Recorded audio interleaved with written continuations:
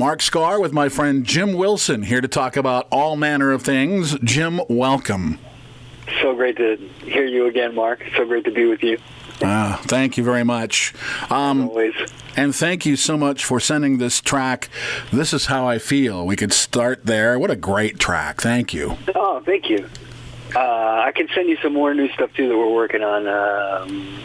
Another track that has Marc Ford on it as well called Looking for Something. It's a little more of like a, I wouldn't say a soul ballad, but it's it's like a nice band or like a Faces type song, and Mark plays the lead guitar and he played acoustics on it because he was so into it that he overdubbed a couple of acoustic guitars, and that was just amazing to have him sitting there and listen to me sing and kind of start producing. Even after he left, Phil Jones was like, he was producing. I said, yeah, I know. But it's an honor, and then sometimes just here around the house we'll hear some Black Crowes or something, and I just think, man, if 22-year-old me knew that, Marc Ford would be playing on the tracks and, he'd be into it. It's just wild. And we're working on other new stuff. We did another song the other day called The Middle, and it's another brand new thing. We're practically done another Jim Wilson, Phil Jones record, and I've been making a record with Daniel for the last 6-7 weeks, so I'm part of that project too. And then of course Motor Sister's still coming up. We got some days set aside in July and September to get back on this stuff. I want to do at least a day, maybe half of the tracks, because we're going to record those the same way, as live as we can, and we've been rehearsing them pretty well, and those are all ready to go too, all fresh new songs. So I don't know, it's just I just have been feeling like writing songs, if there's a need for them, then I can come up with some things, just still same old, saving up ideas and trying to piece together. Phil will call me and say, come over and record on Wednesday, and then I'll go over to Phil's and bring a song, and I, of course I have to think about what choice I'll bring over, and then with Motor Sister, it's kind of obvious that anything fast and heavy is going to get put into that folder, and then still writing for Pearl, and just lots of outlets for music right now, and it's a dream come true, kind of, Now if I can only sell 1 million records, then I'll have it all figured out. and then you'll have it to sell to everybody, because everybody will be wanting in on that. Right. If I find the formula. But also exciting is I did some bass tracks on the Red Dead Redemption 2 soundtrack for the video game, and that's coming out digitally and on vinyl. Digital version is late July, and then the vinyl is in the fall.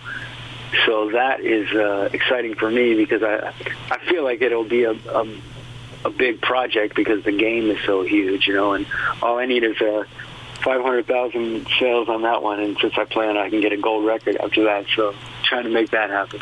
Goals are important. Yes. Just have something to hang on the wall after all these years. Right. We're talking with Jim Wilson, and I'm babbling too. Thanks for listening. I'd be remiss if I didn't mention that you and I met almost 20 years ago. I was just thinking about how long ago it's been, and how we're old buds now. It's solidified. Right. July of 1999, Rollins Band is playing in Lawrence, Kansas, and a chance meeting with Jim at some coffee shop / CD place. Yeah. Yes.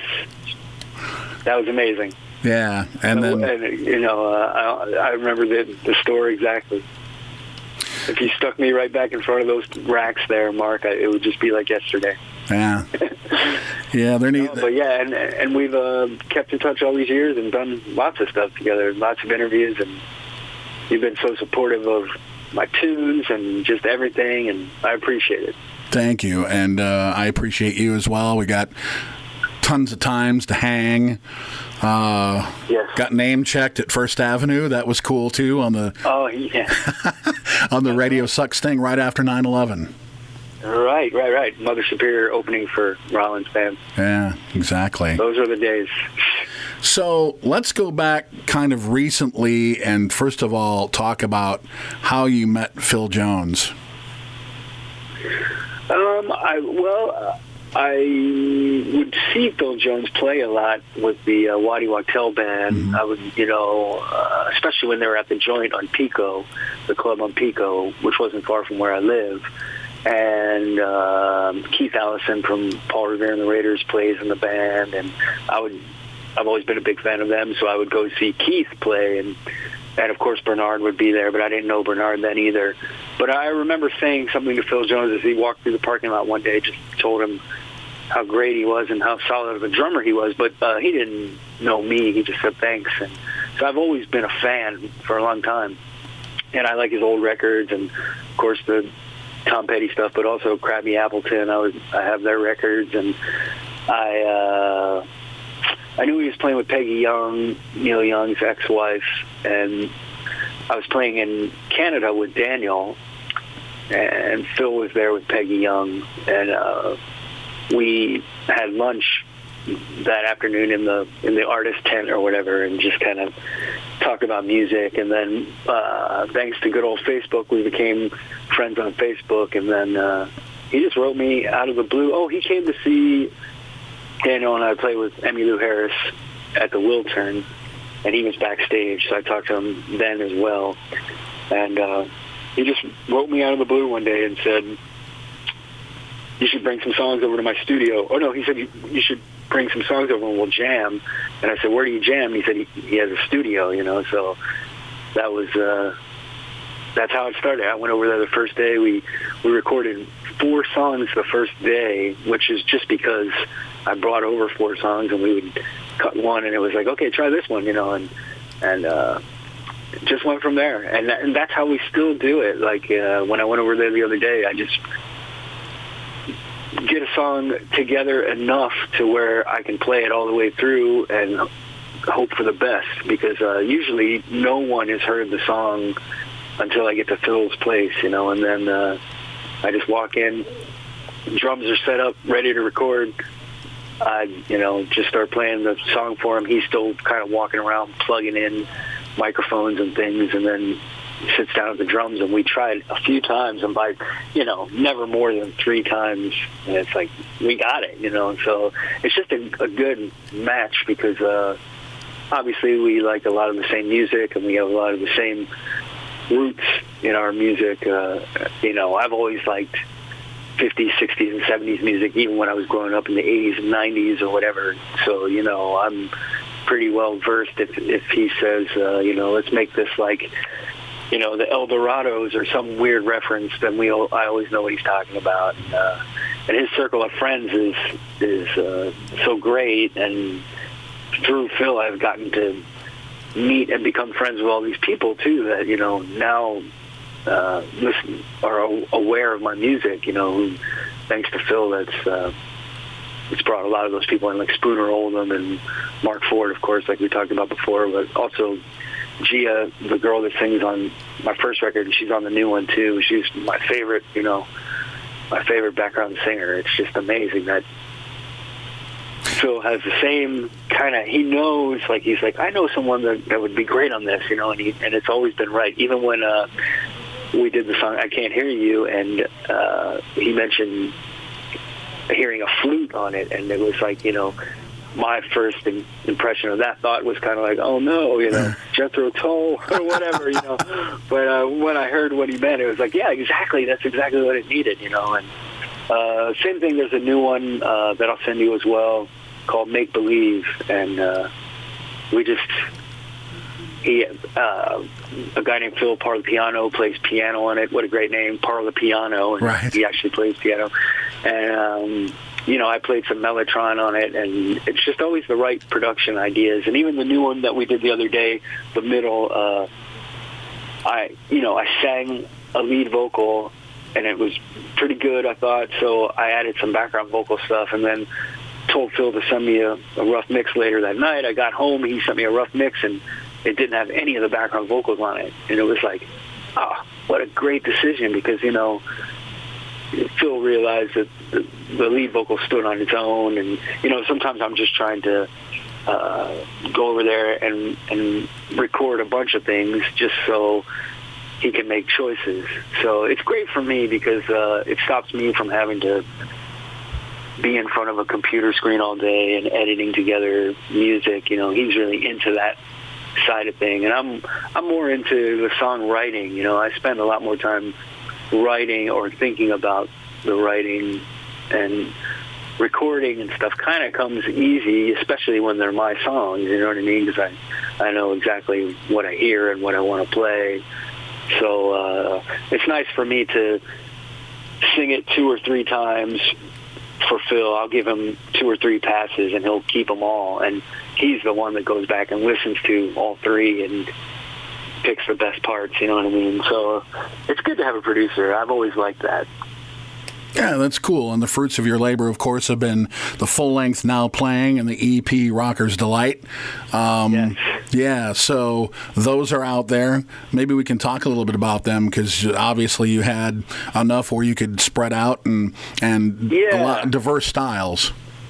Well, it's funny because for Now Playing, I think we recorded at least 18, maybe 20 songs, and there's only 10 on the record. And you know, one song got left off from the first sessions because when we were mixing, we wanted to do 10 songs, and I was on tour with Daniel, and we were going back and forth, and the guy who was mixing them, Elijah Thompson is his name. He's a great mixer, and once he found his favorite 10 songs, we realized that one song that is actually Phil's favorite song that we've done is called Never Go Back Again. Didn't make the album, so that was kind of like, well, that's the perfect start for the next record, you know what I mean? Mm-hmm. So we're already onto another record. But then we had a few of those rocker songs that we knew were super cool, but we just wanted a different outlet to get them out there instead of putting, 5 older songs by the time we get done the next record. I'm always writing, so it's just kind of like a way to shed some skin. And then I did a brand new track, Hot, H-O-T-T, Hot with 2 T's, with Bernard singing.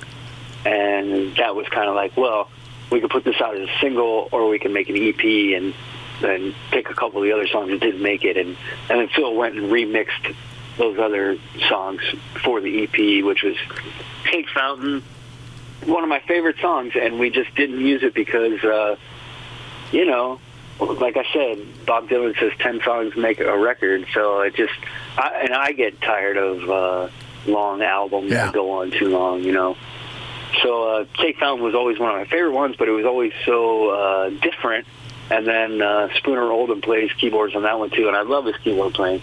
So that was an easy one to put in there. And All Wrong, All Right is another one on there too. And that was a newer one as well.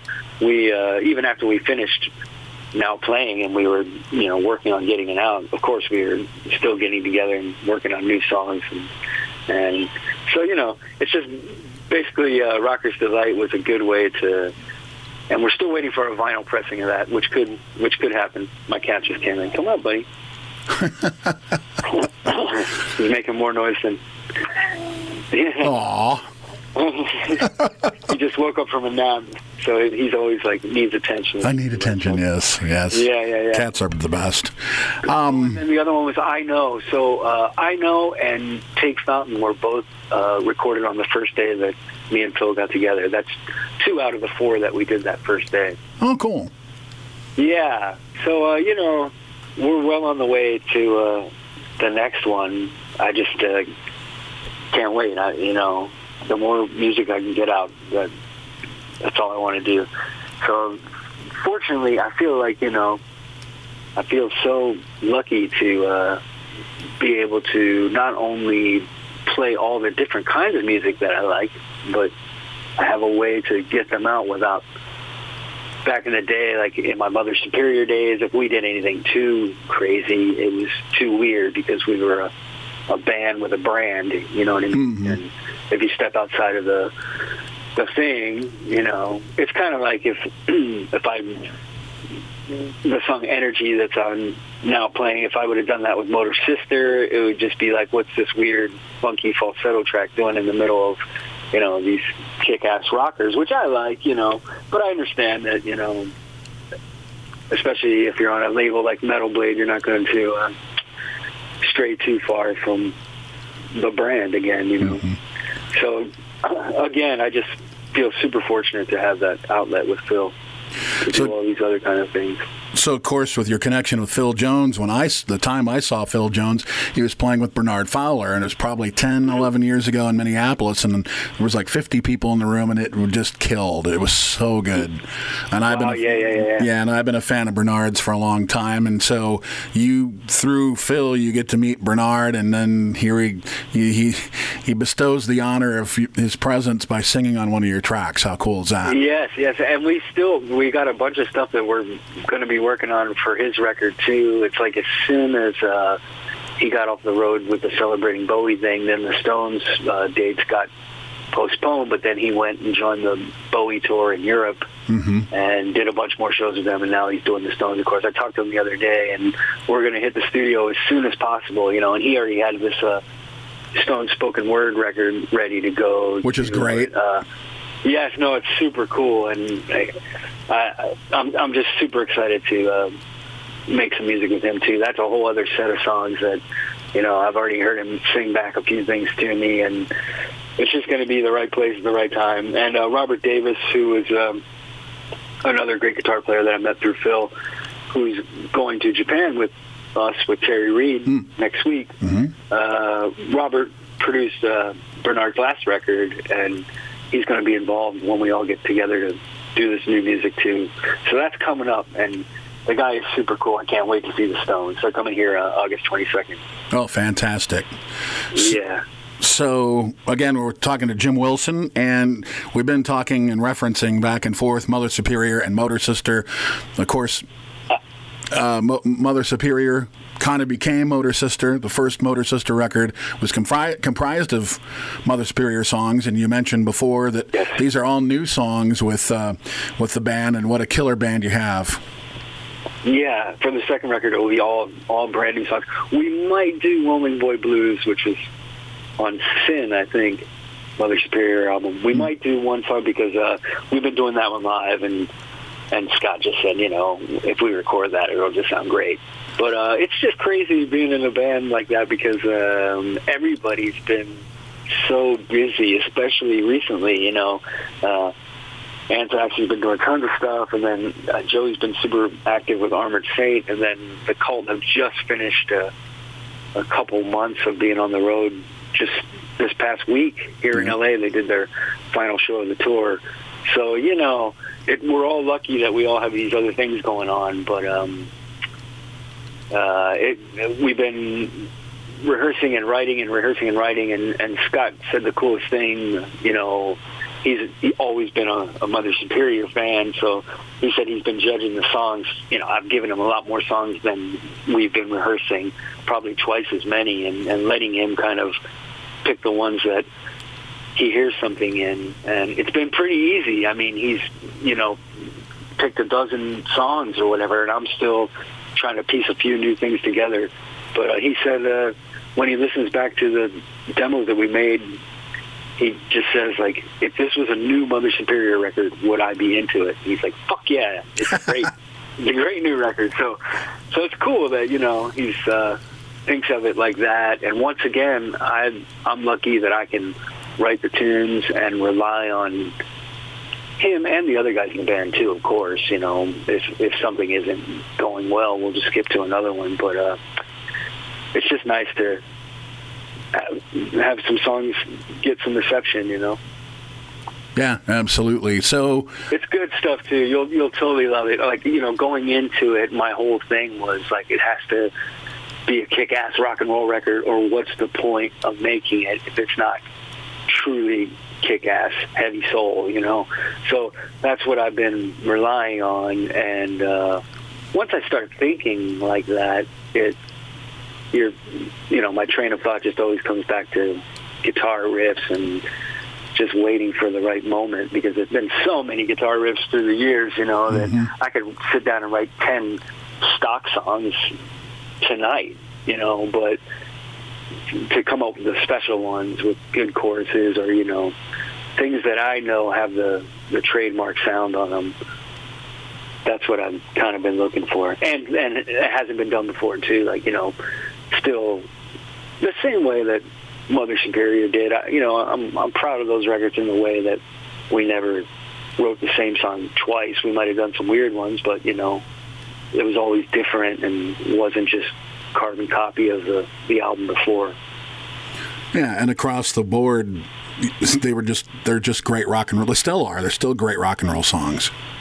Yeah, thanks. Thanks very much. No, they hold up pretty well. It's funny, and I've been feeling it more so lately than ever, because I just meet weird people in the weirdest, weird in a good way.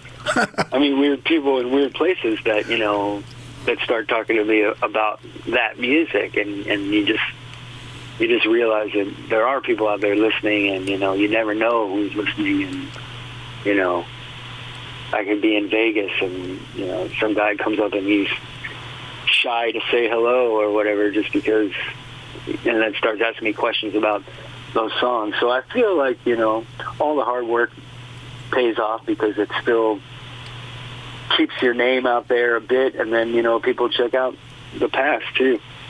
Yeah, for sure. And like they said, good shit rises, so hopefully there's enough good shit to if it got overlooked the first time, maybe it was just because we never had a major label to force it down people's throats, Right.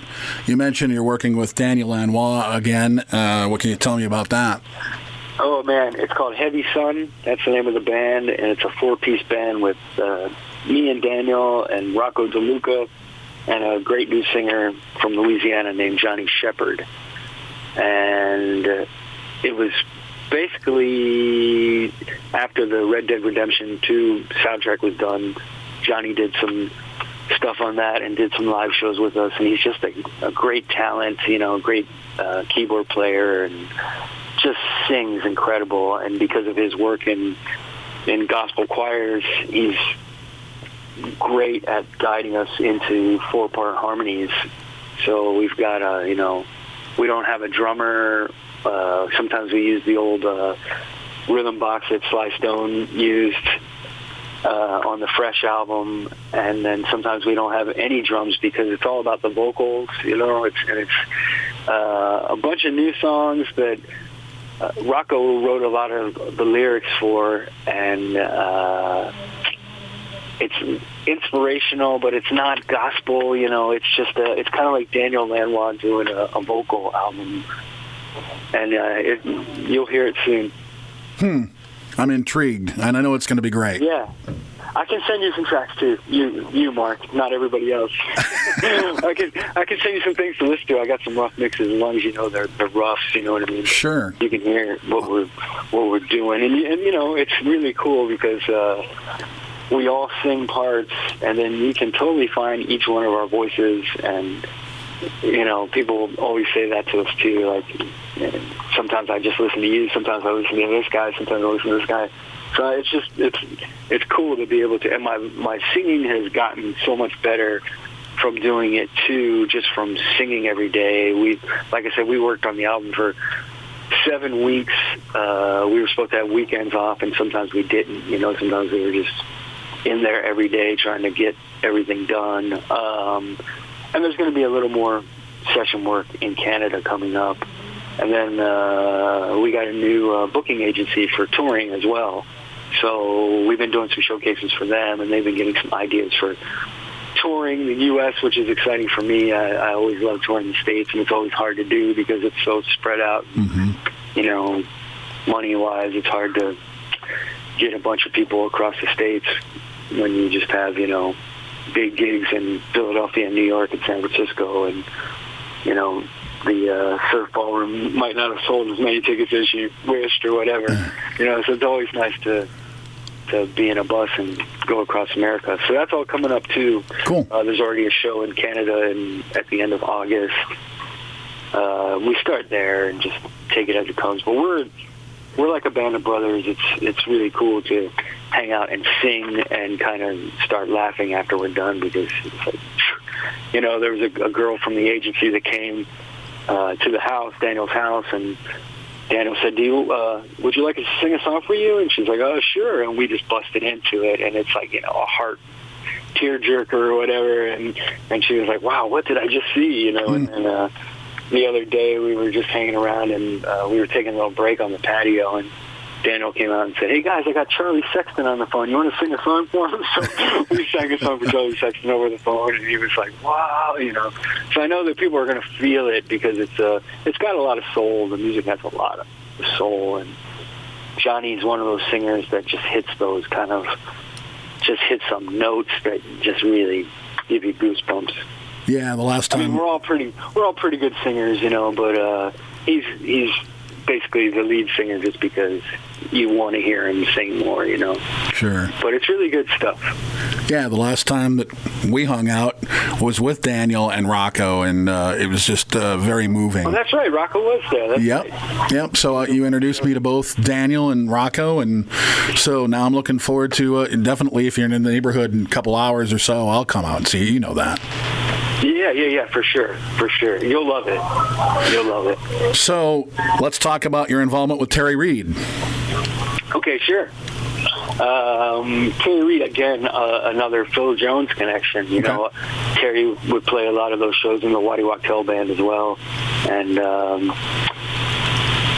it was always great to see him. I've been aware of him, my whole life since being in Delaware before I came out here because of Cheap Trick, of course. As soon as I heard Speak Now or Forever Hold Your Peace and saw his name as the writer, it's like, well, who's that guy?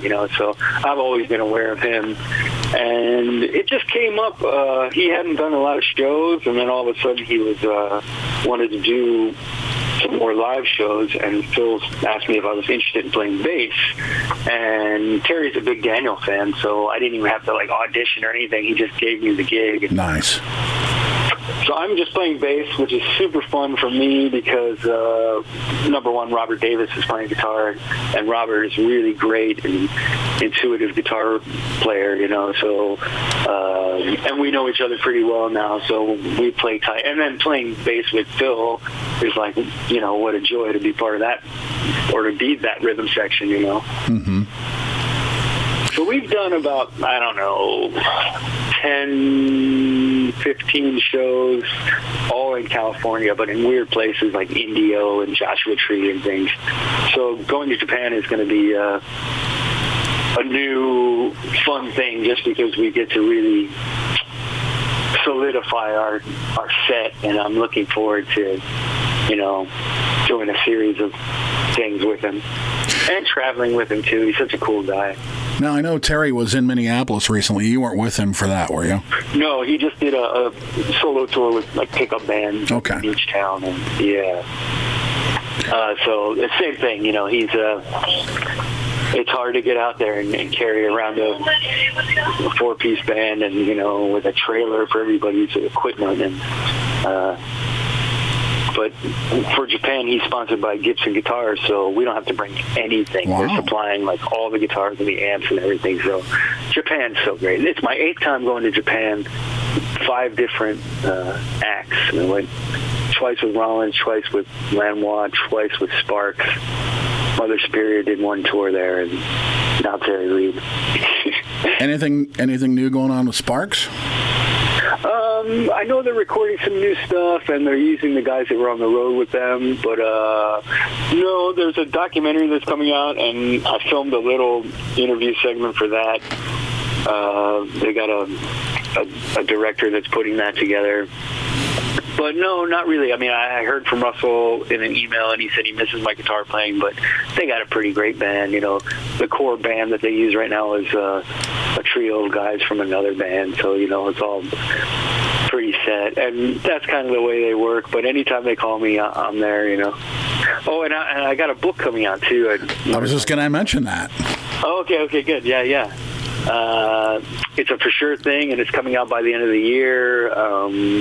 It just happened by accident. I know a guy that has a book publishing company. He puts out a a ton of books. He did Prince's manager's book that came out last year, Prince's First Manager. And we just had a conversation one day. He sent me a piece from a book. There's a guy in a band called Possum Dixon, I think was the band. Okay. He wrote a book, and he wrote a story about Rollins, meeting Rollins, and my buddy just sent me this thing, said, hey, I thought you might want to read this. This guy's putting out a book. And I just mentioned, I've always wanted to put out a book. I got an idea for a bunch of stories, and next thing I knew, he was like, let's do it. Let's meet for coffee. Can you come tomorrow? And then he had a title for it, Occupation Rock and Roll. He says that was on my MySpace page way back in the day, and he just took note of that and said, there's your title. And I said, oh, that's great. So it's just a collection of, it's not an autobiography, it's a collection of just random stories that involved me through the years, like coming to this town, surviving in this town, people that I've met, wild stories that have happened to me from, playing House of the Rising Sun with Eric Burden and Joshua Tree to, dancing down the aisles of a record store with Mike Tyson, just all these things it all started with a list that I've had ever since I moved to Hollywood. When I worked at Tower, I made a list that I would keep on my refrigerator of, Bill Murray came in and The Date and Michael Jackson. And it all started with that and just kind of like remembering all these stories and how they happened. And then I just started writing them down. And because I had a list, it was easy for me to kind of just go through the list and say, oh, today I'll write my Todd Rundgren story or whatever, until it got to the point where I would go through the list and I just said, some stories aren't interesting. I just, met somebody, or like you said, it could have been like a promotional lineup thing and got a handshake or whatever, something like that. Mm-hmm. Those didn't count. It was just the stories. And then it just started adding up. And then I started sending him, the first 20 that I did. And he was like, wow, these are really good. And then send more. And then, and I said, they're still good. Like, I haven't even talked about Lemmy or, so it's all just like, it's all rock and roll stories, but it's nothing really that personal. Like, it never turns into like, I was born in, that kind of stuff. Like typical autobiography stuff. It just kind of skips around. It's a little bit chronological. It kind of starts with my earliest days in Hollywood and then into hooking up with Rollins and then everything that came from that, it just kind of keeps, I guess, my success or whatever gets a little more apparent as it goes along. Of course, I'm just starting out at first, but there's some cool things. Like, did you know that my first apartment in L.A., it was because of Ian Mitchell from the Bay City Rollers. He helped me get my first apartment. Just stupid stories like that, And so, yeah, I won't ruin that great one for you. You'll have to wait for the book for that. Well, you've told me the Michael Jackson stories, and that alone is worth it's worth it right there. Thanks. No, and that is all in there, a little updated version, from what, because I did write that for a Spanish music magazine a few years back. And so there were a few things that I had already. And some stories are real short, like if it's a short story, I don't keep going on about it. It's just, some things are half a page long, and then some are, like the Michael Jackson's, probably 8 pages when it comes down to it. But when I handed the whole book in, it was 70,000 words. I don't know what that means, but the publisher guy seems really happy with it. Cool. And we're going to do, when it comes closer to it in the next months or whatever, we're talking about doing a little audio podcast too, just to like have some guests and play some music and promote the book, of course. Fantastic. I think you gave me. I'm excited. I think you gave me an Elton John story once too. Mm-hmm. Sure, those are all in there too. I can send you. Off the record, I can send you an email of the book if you want to read it now, or if you want to wait. That's up to you. How about both? He put it all. Okay, cool. He put it all into one document, so it's just like you can just scroll through the whole thing. Cool. Yeah, I'd love to. It's pretty wild. Because then after I wrote it, I had to reread it just to make sure everything made sense or whatever. And it was like, oh man, by the time I got to the end, I was happy, but I was sick of it too, just because I just wrote it. And it was like, didn't I just read this? But, I've given it to a few people. Daniel's assistant has read it, and my old friend Larry Johnson that I worked at Tower Records with has read it, and they both came back to me saying how funny it is, which meant a lot to me because I was trying to be funny. Like, I didn't want it just to be boring. I've always been a Steve Martin fan, and I love Lenny Bruce's books, so I just was trying to make it humorous in parts too. And there's, I swear, there's at least 1 million musical references. Like, not even talking about records or bands or anything like that. Some of my sentences are like titles of a song that, it might just be some weird, Judas Priest song or something that if I can make a joke out of it in a sentence, I did, you know what I mean? So there's a lot of that too. So music fans are really going to dig it. It's a Hollywood music book. That's what I call it. Occupation rock and roll. Stay tuned for the documentary, the film, the orchestra tour, etc. Shit. I've been talking to Motley Crue trying to get some pointers. Jim Wilson on Netflix soon. Yes. The real dirt. Oh, that's awesome. Well, man, this is incredible. Thanks, Mark. Always nice to talk to you. And I'm sure I'm forgetting a few things, but, I think we covered all the major stuff. Yeah, and that's a lot. And it's incredible stuff, and I'm proud of you. I always have been. Thanks. That means a lot, and that's kind of what I was talking about before as well. Is it just seems like, kind of hard work pays off when it's all said and done, because I've just been getting a lot of respect from people that it means a lot to me, and even crazy things. I mean, you don't have to put this on the thing, but did you know about that guy Gary Stewart that committed suicide a few months ago? He was like the head of Rhino Records for years, and then he was working at Apple iTunes, and when Now Playing came out, he sent me the nicest email saying how much he loved it, and it reminds him of all the great music that he's always loved, and he just wanted to send me a note saying that. And then for whatever reason, he committed suicide a few months ago, and it just meant so much. Like, I went back and I found that email, and I wrote him back after it happened, and, thanked him, and I told him how much it meant, coming from him, because he's the guy that is responsible for all those great Rhino Records compilations that came out in the early CD days that we all, all that great music that, like, Love and all those Elvis Costello double reissues, and, he was the guy that was responsible for all that. So it's just a shame that people give up hope, and for whatever reason, but I was just not only touched when I received the email, but, now it means so much more too. Mm-hmm. Like I said, you never know who's listening to you, so that makes me just want to keep making good music. Well said. With that, we'll drop our audio part of this. Jim, as always, thank you for your time, and continued success and all the best. Thank you, Mark. Talk to you soon. For Jim Wilson. Thanks for having me. You bet. For Jim Wilson, I'm Mark Scar.